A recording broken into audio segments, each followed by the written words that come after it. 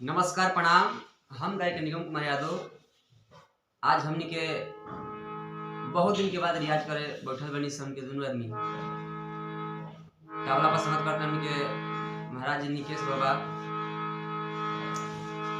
आज मिजाज बनल तब कहा लगे तेरे रियाज होके गीत याद करो। ये दुनिया में केहू केहू खाते नहीं के भैया अकेले आई बनी अकेले जाई जन शरीर बा माटी के बा माटी में मिल जाई तब लोग के बुझात नहीं थे। माटी के